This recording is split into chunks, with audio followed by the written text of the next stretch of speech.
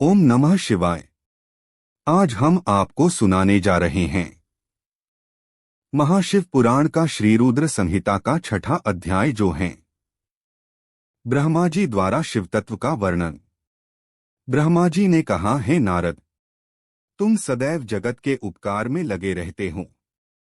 तुमने जगत के लोगों के हित के लिए बहुत उत्तम बात पूछी है, जिसके सुनने से मनुष्य के सब जन्मों के पापों का नाश हो जाता है। उस परम ब्रह्म शिव तत्व का वर्णन मैं तुम्हारे लिए कर रहा हूं। शिव तत्व का स्वरूप बहुत सुंदर और अद्भुत है।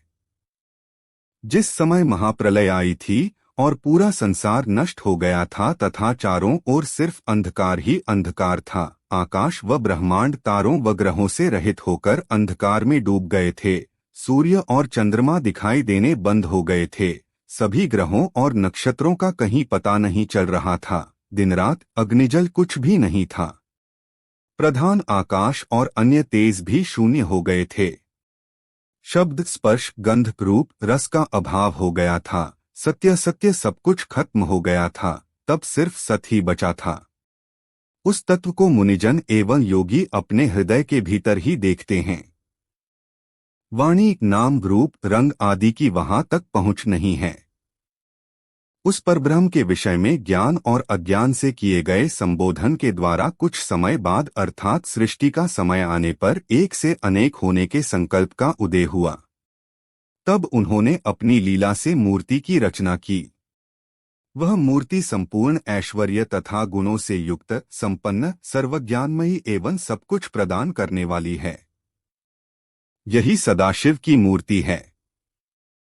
सभी पंडित विद्वान इसी प्राचीन मूर्ति को ईश्वर कहते हैं। उसने अपने शरीर से स्वच्छ शरीर वाली एवं स्वरूप भूता शक्ति की रचना की। वही परम शक्ति, प्रकृति गुणमयी और बुद्धित्व की जननी कहलाई। उसे शक्ति, अंबिका, प्रकृति, संपूर्ण लोकों की जननी, त्रिदेवों की माता, नित्या और मूल कारण भी कहते हैं। उसकी 8 भुजाओं एवं मुख की शोभा विचित्र है। उसके मुख के सामने चंद्रमा की कांति भी क्षीण हो जाती है। विभिन्न प्रकार के आभूषण एवं गतियां देवी की शोभा बढ़ाती हैं। वे अनेक प्रकार के अस्त्र शस्त्र धारण किए हुए हैं। सदाशिव को ही सब मनुष्य परम पुरुष, ईश्वर, शिवशंभु और महेश्वर कहकर पुकारते हैं। उनके मस्तक पर गंगा, भाल में चंद्रमा और मुख में 3 नेत्र शोभा पाते हैं। उनके 5 मुख हैं तथा 10 भुजाओं के स्वामी एवं त्रिशूलधारी हैं। वे अपने शरीर में भस्म लगाए हैं। उन्होंने शिवलोक नामक क्षेत्र का निर्माण किया है। यह परम पावन स्थान काशी नाम से जाना जाता है। यह परम मोक्षदायक स्थान है। इस क्षेत्र में परमानंद रूप शिव पार्वती सहित निवास करते हैं। शिव और शिवा ने प्रलयकाल में भी उस स्थान को नहीं छोड़ा, इसलिए शिवजी ने इसका नाम आनंदवन रखा है। एक दिन आनंदवन में घूमते समय शिव शिवा के मन में किसी दूसरे पुरुष की रचना करने की इच्छा हुई। तब उन्होंने सोचा कि इसका भार किसी दूसरे व्यक्ति को सौंपकर हम यहीं काशी में विराजमान रहेंगे। ऐसा सोचकर उन्होंने अपने वाम भाग के 10वें अंग पर अमृत मल दिया, जिससे एक सुंदर पुरुष वहां प्रकट हुआ, जो शांत और सत्व गुणों से युक्त एवं गंभीरता का अथाह सागर था।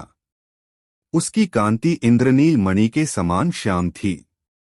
उसका पूरा शरीर दिव्य शोभा से चमक रहा था तथा नेत्र कमल के समान थे।